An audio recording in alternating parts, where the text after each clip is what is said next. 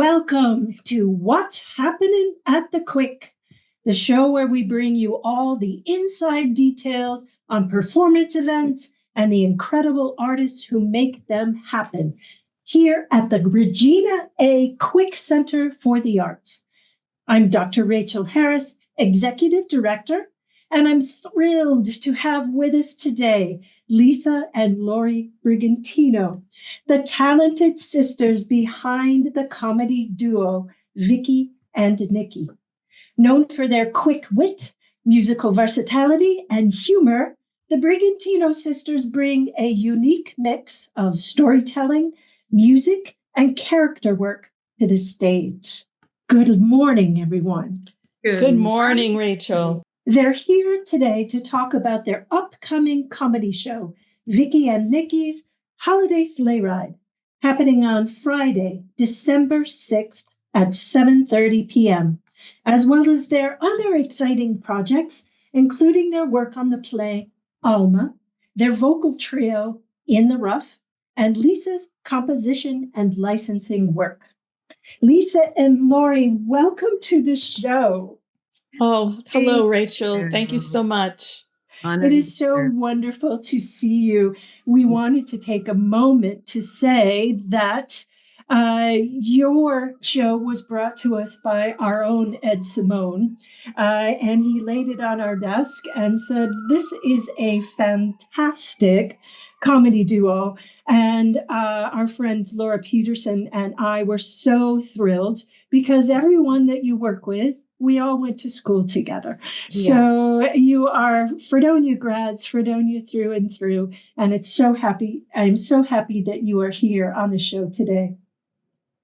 So to start with, let's talk about Vickie and Nickie's Holiday Sleigh Ride. What can audiences expect from this one-of-a-kind comedy show? Oh, a number of things. Fasten your seatbelts. Fasten your seatbelts is what we say. The sleigh ride is going to pull into the Quick Center. And our musical comedy shows, and especially this one, it's a celebration of the holidays. So all the music focuses around that.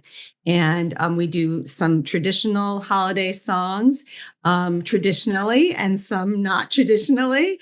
We love to mix different instruments that you wouldn't expect with songs, and then we do mashups.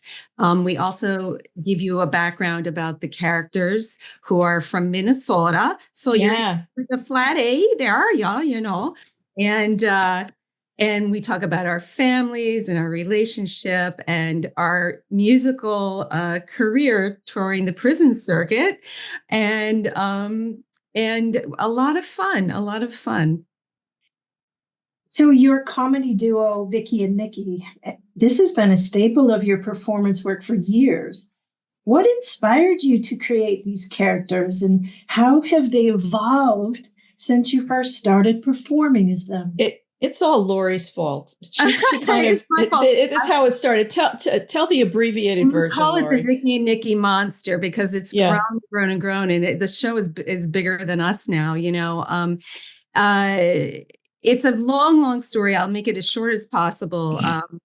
Friends that I was working with at a local restaurant here in Brooklyn were doing live versions of Three's Company, verbatim, the scripts. And they were performing at this little place called Freddie's Back Room. And it really was a back room. That's a whole nother story. Knowing that we were performing ever since we're, 4 and 5 years old together, Lisa and I, my friend who was in the cast said, we want some music. Do you and Lisa want to do the opening, Three's Company song and some 70s songs, covers, and do the commercial breaks with, the Coke commercial and this. And I said, sure, so I was starting to think about it, but then I was like, because we were seeing somebody that we really, really loved their live show and their cabaret show. And we're very inspired by them, Justin Vivian Bond, who is also in the duo Kiki and Herb, and really love the character work and the way they wove stories and song together and kind of outrageous. And I wanted to do something like that. So I said, well, maybe we should do it as characters. And so I had a nickname at the restaurant, Vickie the Vegetarian. And so Vickie came up and it's like, well, what if her sister was Nickie? And we always did a flat A accent as a joke. And I said, how about they're from Minnesota? So I wrote a page of dialogue. I sent it to Lisa, and then we talked the next day, and we started working on this outline. We basically worked with just a few songs we were going to do and what we would say in between. So it was very campus. Yeah. And Lori, she basically sent me the script and said, oh, by the way, you're going to wear a wig and, false eyelashes. And I was like, sign me up. That sounds cool. And vintage 70s dresses. Right. 70s dresses, because my friend Marla, who was in the Three's Company show, is also a costume designer. So she had a plethora of stuff, and the original wigs were she gave to us as well. So we just threw this together, and boom, and then people started to get very interested in us as well as the Three's Company show. But they were like, "What is this?" And we got a following, and so we decided to do a Thanksgiving. We did a Thanksgiving show, right? Mm-hmm. At Freddie's Backroom, our own show. It still was an outline of songs, and kind of, we'll talk about this and this in between. It will start here, we'll end here, boom, go. And then it just grew from there. Yeah, it grew to turn into scripted shows, which we are now over 10 different shows. We did summer shows, spring shows. We did an autobiographical show called Inside Vickie and Nickie, which we are thinking about bringing back with some changes. Vickie and Nickie's Dream Tour. There were a lot of different topics, and so not just a holiday show, but delving into the background of the characters, and it's been a lot of fun. It's very different than, because Lori and I perform as ourselves. We perform a lot of my original songs, and even when we're in the rough with our friend Susan Hafner in a vocal trio, we're as us. But there's something for me, very liberating to be a character and to just, perform as a character. I really enjoy it. So Vickie and Nickie's Holiday Sleigh Ride, it's going to bring holiday cheer and laughter. What would you say the show is ultimately about? And what do you hope the audiences take away from it? Go ahead, Lisa. Well, I think the show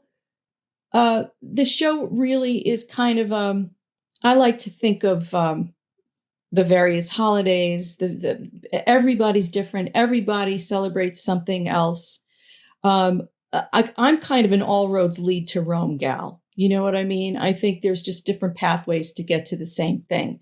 And I think the show kind of mentions all of these things. And the joyful celebration of the holiday season, and how there are just many different ways to do that. And the fun thing about Vickie and Nickie is, they're touching on their families. They're talking about universal topics. And you're seeing the world through the eyes of these characters. And there's also some topical stuff that we touch on. But we do it in a way that it's always kind of with a wink and a smile. And in that respect, and I think Lori will agree with me, that we're kind of able to touch on just about everything without offending anyone, hopefully. Yeah. Yes, it's through that lens. When we discover that lens and that key for Vickie and Nickie, that is always the mark that we have to match. Also, the other key for us is if it makes us fall off if we write something or do something that makes us fall off our own chairs, we know we've got something.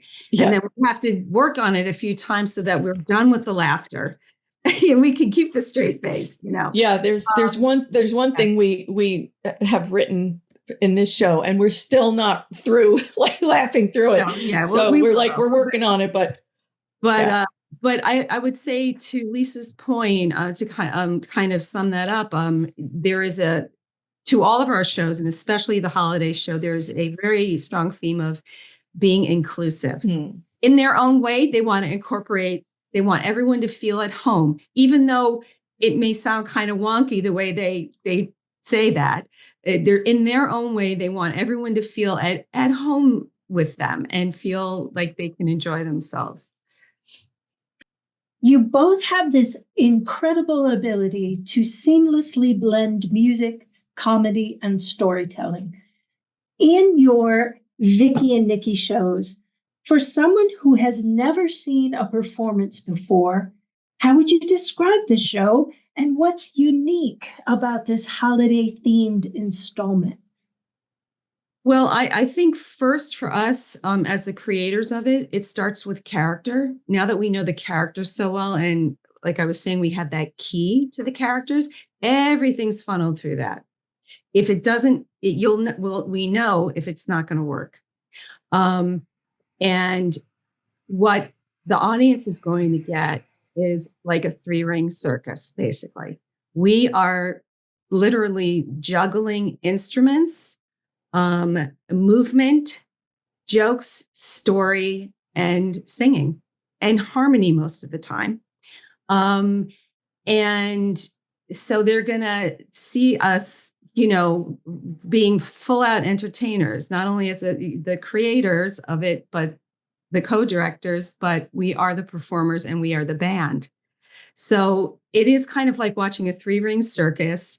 And that circus sometimes makes them go a little off the rails, which is the other funny thing about Vickie and Nickie. So I think that's kind of a way to sum up, but please feel free to add to that, Lisa. I agree. I don't think there's really, and I'm just being honest about this, I don't think there's anybody doing what we're doing in the respect that also we are real sisters. So the fact that like people know that about us, they know, they know it's Lisa and Lori portraying Vickie and Nickie. There's that extra element of, oh my God, really? I mean, I can't believe that they're able to do that. And the whole, it's such a physical, right in your face show, and it moves so quickly that the audiences are usually like, oh, I can't believe they just did that. Oh my God, they're doing that. So they really we haven't let them recover from that previous thing. But that's good comedy, right? That you keep, right. And then you also pull at the heartstrings a little bit. Because when you do that, that opens people up. If you open people up with laughter, then you can pull on their heartstrings a little bit. And we've had people, funny monologue that I do that, it's funny, but it's sad. And I've had people be like, oh, in the audience, So it's just like we hit this whole range, but the bottom line is we are there to entertain them and make them feel good and have a fun time and sing along. As Lisa and I have often said, we take comedy and making people laugh and entertaining very seriously, because we so need it, and especially these days. Yeah. Totally agree. Lisa, you have also been working on a play called Alma, a play with music that you're composing, and Lori, you are the associate director. Can you tell us more about this project and what it's been like collaborating in this new way? Yes, the full title is Alma B, and it's a play with music, although we're in discussion about, is it a musical? Is it a play with music? I wrote the music and co-wrote music with Susan Hafner, who's also a Fredonia grad, Broadway veteran and triple threat. And this is as it exists now, a play with music about her grandmother.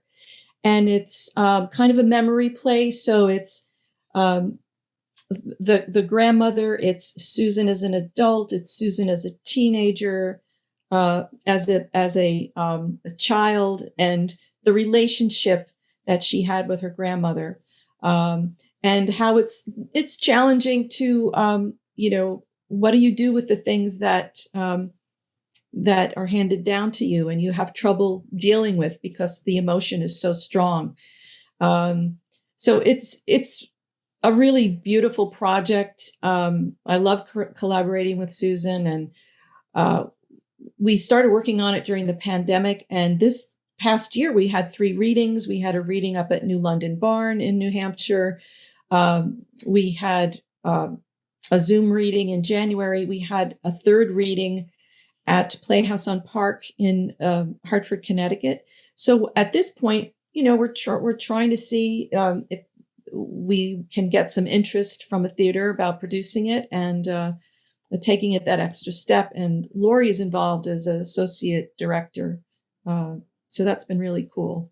Yeah, it's been really lovely. It's like, keeping it in the family, as we have with Susan Hefner as our co-director for Vickie and Nickie. Right.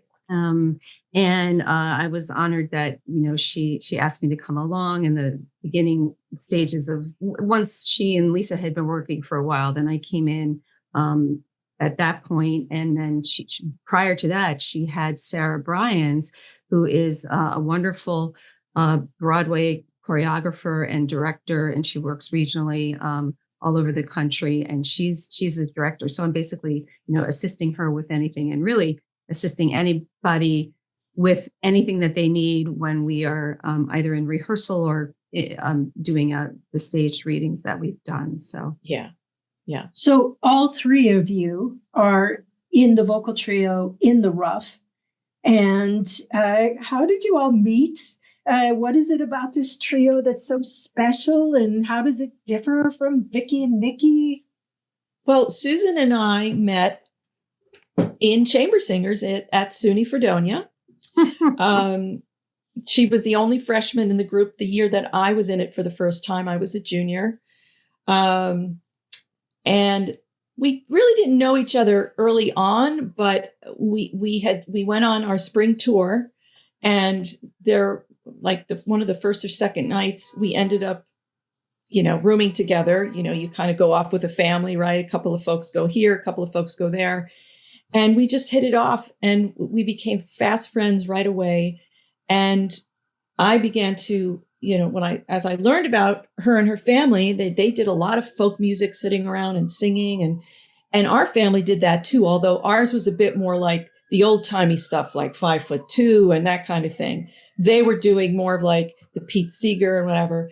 But so we kind of started singing together, and then Lori and I, of course, have been always singing together, and we just kind of just by osmosis formed this vocal trio at Fredonia, where we did my original songs and also just about anything else, a lot of the Roaches songs. And it really, over the years, we've been in different places, but we have tried to continue to sing together when we can. And this year in particular, we had 2 or 3 performances together that we really focused on. So I don't know if Lori would like to say anything else about that. No, I think you pretty much covered it. You and I at Fredonia were doing coffee houses outside of the the classical conservatory style training, right? You could perform off campus or off campus, but also in the dorms and stuff. So we did coffee houses, and then doing those with Susan. Then we actually did some performances. I don't know. We did a talent show in King Concert Hall, and we used to perform at the White Inn. And we did two shows at the White Inn. We did a show at BJ's. I mean, we were hitting all the hot spots of Fredonia. There was like a downstairs in the Downer. The Downer, that was like a cool place to play. We used to do gigs there. So yes, I finally remember White House in 10-cent wings and a 10-cent wings, right? Strawberry daiquiris. Yes. It just reopened yesterday. I don't know if you heard. Oh my goodness, that is incredible. Yes. I love that. I love that. So you all wear so many hats. Lisa, you are also supervising licensing through your Hidden Pond Productions. What draws you to this work, and how does it tie into your creative projects like In the Rough and your compositional work? Well, after I got my master's at Fredonia and I moved to New York, I needed a day job, and I ended up taking a job at a rights clearance company. And they cleared rights for all different kinds of things, music in film and video and whatever. Or if you needed to clear a photograph of Humphrey Bogart because you wanted to put his face on a coffee mug, anything that was copyrighted or protected. So I started as an administrative assistant and ended up becoming a director of licensing there over the years. So I was always balancing the business side with the creative stuff. That was my 9 to 5, and then I would do gigs, and and then I became a partner in another company, a similar company, and then when I started touring with Led Zeppelin, which is an all-girl Led Zeppelin tribute band I was a part of, I had to quit that full-time job, and I started doing my own work, licensing work and music supervision, and used my DBA, which was Hidden Pond Productions, which I incorporated in 2011. So all of these things kind of inform the other, so if we're dealing with agreements, I have a background in reading just about any kind of, I'm not an attorney, but I've been doing this for many, many years. So I'm able to suss out those business things that maybe somebody else might not kind of glam onto. And that work also at Hidden Pond Productions, we do custom scoring. My husband and I have a project studio, so we do a lot of writing for various productions. And, again, all of that feeds into like writing for Alma and some other theatrical things that I'm working on now. So, coming from being a singer-songwriter and like a rock musician, and then really getting more into theatrical stuff with Vickie and Nickie, working with my sister on that, it's interesting. I'm kind of just going into this whole theatrical kind of thing, and I love it. So I'm curious, what is the meaning of Hidden Pond? How did you come up with the title of Hidden Pond Productions? So Lori and I grew up on Lakeside Drive in Katonah, New York, and there really wasn't lakes; they were ponds. There was a pond down at the bottom of the street, and then there was a big Todd's Pond, and then behind our house was a smaller pond called Hidden Pond, and we spent many hours back there. In the summer, catching frogs. In the winter, we would ice skate, right, Lori? Like how many times a day would we go ice skating? Sometimes. When we had normal winters, a couple of times. Yeah, we would go out multiple times a day. So that's Hidden Pond. Wonderful, wonderful. You've also composed several choral works over the last couple of years. I'm always interested in the creative process. So what has that been like for you? And how does writing for choral ensemble compare to your other compositional works? It's funny. I really hadn't done much writing for a choral, but I saw an ad for a composition contest that the San Francisco Gay Men's Chorus had posted. And it was a free entry. And, very often these music competitions have $40 and $50 entry fees. So I was like, well, if it's free, I'm going to take a crack at this. So I'd never written for two tenors, baritone, and bass before, but I thought I'll try. And so the first year I wrote two pieces. One is set to a poem by Louisa May Alcott. The second is set to a poem by a friend of mine. So they're very different. The Alcott work is a very more traditional work. It's a cappella. The work entitled Before, written by lyrics by Miranda, is about the feeling in New York City right before it snows. And it's really explores more 20th century harmonizations and that kind of thing. And then this year I wrote a piece that I submitted called Bleak Weather with lyrics by Ella Wheeler Wilcox, who was a poet in the late 1800s. So I'm also really about finding words by female writers. I've not won the competition yet, but I'm going to keep entering it. And it's now giving me interest in writing for other choral groups. Yeah. So you both have incredibly diverse careers that it spans theater and music and comedy. How do you manage to balance all of these different projects while continuing to create fresh and engaging work together? It's that artist discipline that you learn over the years, right? How you just learn to manage your own time. You cobble this life together and just learned how to say, okay, for this hour, I'm going to practice this, and then I'm going to work on this, and then switch gears, and I got to go grocery shopping, it just, or I have to go to my support job, I mean, for me, did I answer your question? Is that Yes. yeah? Yes. I thought I got off track there. Like Vickie and Nickie often do, right, Lisa? Oh, geez. Yeah. Yeah. Oh, we can go on a tangent like you can't believe. Yeah. Oh, geez. But yeah, I think it's just being able to compartmentalize and discipline and manage your time well. I don't know. Yeah. What do you think? I completely agree with you. Time management is key. And persistence too. I often think about, I've had most of my success in creative work in the past 20 years.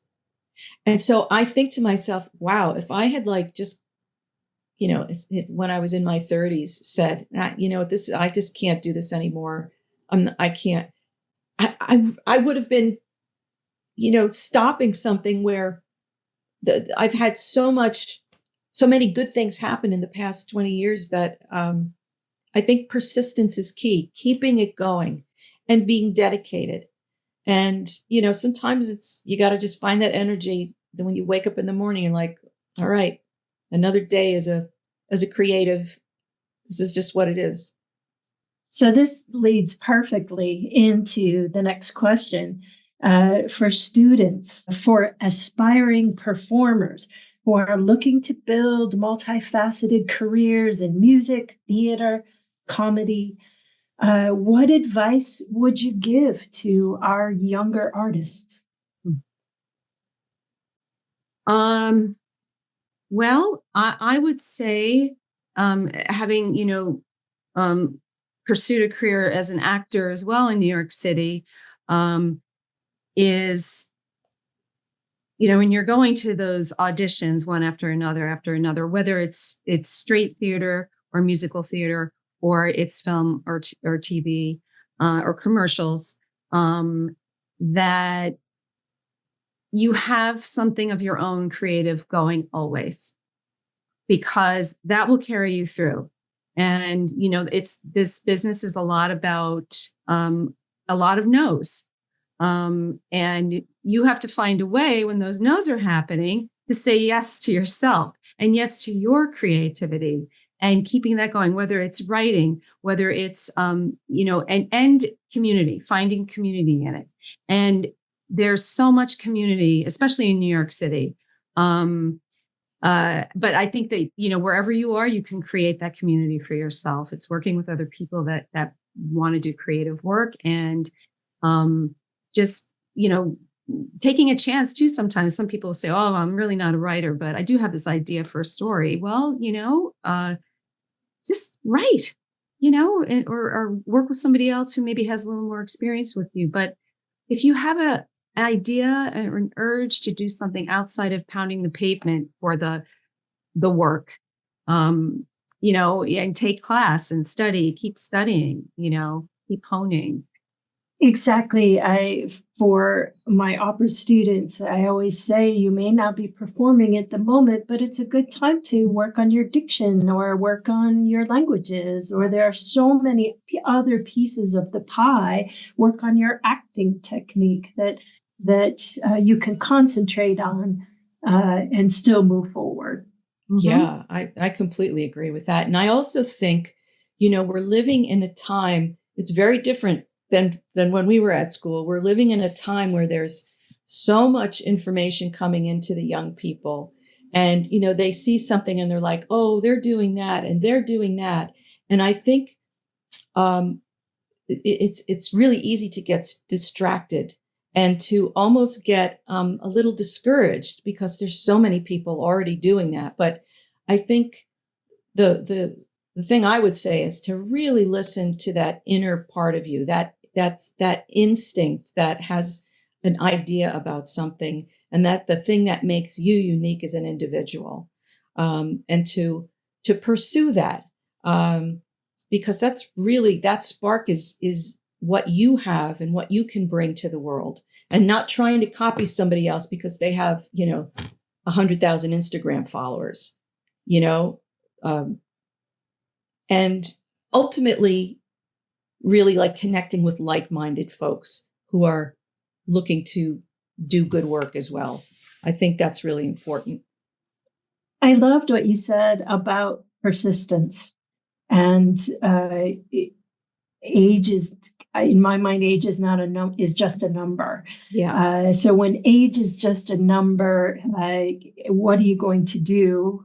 We are all in our, I will say that I am in my 60s, and I am, walking down new paths and have new opportunities. And had I known when we were in our 20s, the obstacles that we would face and all the worries that we would have, just not to fret and keep your head down, work hard, keep moving forward. And that is going to land you somewhere. A door will open that you will be able to walk through. I completely agree, Rachel. Go ahead, Lisa. Sorry. Oh, you go, sister. Yeah, no. I was just going to tell a quick story, kind of touching on that. Is I did a play with a man who, it was an off-Broadway play, and not a very good play, but I got the off-Broadway credit years ago. And the wife of one of the actors, Patricia Navarro, is one of the original creators of Tony and Tina's Wedding. And she came to see the Vickie and Nickie show with Paul, her husband. And she pulled Lisa and I aside and she said, keep doing this. Keep it between the two of you. You can grow old with these characters. And I have remembered that to this day. And we have done that. And there, it was very, her thought was very prescient. She could see that on the horizon. And since then, we've got a treatment for TV. We've got some short webisodes that we've done, but we have a TV script ready to go. I'm just saying that, like, this thing that we thought was a little sketch had this life, and a life that we could grow with as maturing performers and creators, kind of, what you're talking about, and who knows what could happen. So I'm curious, how did you get into the prison circuit? Oh, geez. Well, Nickie, we were started. We started out, because we're from Hibbing, Minnesota. We started by, as kids, we were playing the nursing homes, the bake sales, and right. And then little by little, you kind of start expanding, and we played some local prisons, and then didn't one of the inmates say, "Hey, you should take that show on the road. You should take that on the road." That's right. And we said, "Oh, that's a great idea." Well, yeah, have to tell our husbands they got to watch the kids, and that's right. We're going to go out and we'll put some hot dishes in the freezer for you. That's right. You can defrost them and just put them in the oven. Put them in the oven, feed the kids. Everything will be fine. It's a little weird without the accoutrement. Yeah. Have you been recognized as Vickie and Nickie? And how does that feel outside of your performances to be recognized for your characters rather than Lisa and Lori? Do you mean when we are in the garb and we're out in public or at doing a show someplace, or do you mean as our looking as ourselves? And both. Oh, have you been recognized for your characters? Well, funny enough, it was something I said that somebody said, oh, it was somebody I worked with at one of my support jobs catering years ago. And we were on a break, and she's also an actor. She knew that I did music with Lisa and I was an actor as well, and Pounding the Pavement. And then, I said, yeah, we have we're doing another show. We have this musical comedy act that we do at the Duplex and the Cabaret Spaces. And what's it called? It's the Vickie and Nickie show. And she said, that's you? She was like, that's you? I heard about that. Oh my God. That's just one example but we do look so different. I think when we're not, we don't really go out and about as Vickie and Nickie when we're not performing. I don't know, Lisa, do you have any? We might have to try that at some point. Well, we kind of did once. We did. That's right. We did a project. We were hired it was actually a photography workshop company that I was working for my friend. They had students and they did a practice shoot with us. Some of our great photographs have come from that practice shoot, but they were having some kind of big party with some of their members, and they said, we're going to rent a tour, like a party bus. What if you surprise everybody and we pick you up on the corner of, Fifth and blah, blah, blah. Yeah. You come on with your saxophone and your dresses, and you just entertain for the tour of the city. And we did that. Yeah, we did. And of course, at one point I think we were down at South Street Seaport, and we got out of the vehicle and we're in our dresses, and, people were just like, who are these two? Yeah. Before we wrap up, is there anything else you'd like our audience to know about Vickie and Nickie's Holiday Sleigh Ride or the other exciting projects that you're working on? Well, I would say just come to the show for fun and holiday frolicking. We love when people, if you haven't gotten a ticket yet, come close to us, get your seat close. We're used to having people, close to us. So we love that. We love being able to see your faces and interact with you. And we won't, bring anybody up on stage or embarrass anybody. We don't do that. We just make sure we have fun, and we love the feedback from the audience. I think that's, I would agree with that.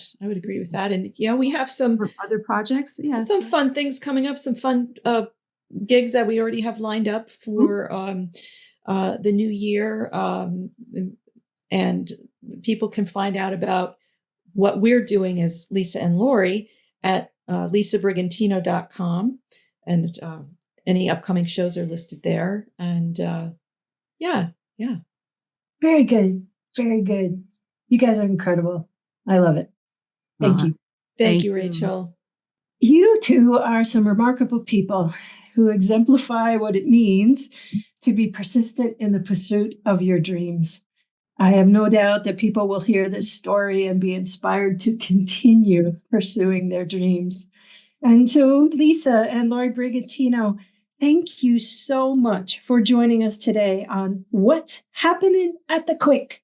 It's been wonderful to hear about your work, your creative projects, and of course, the magic behind Vickie and Nickie. For our audience, don't miss their hilarious show, Vickie and Nickie's Holiday Sleigh Ride, happening on Friday, December 6th at 7:30 p.m. at the Regina A. Quick Center for the Arts. Tickets are available now at the Quick Center's event page or at ticketor.com/quickarts. This is Dr. Rachel Harris signing off from the Regina A. Quick Center and what's happening at the Quick.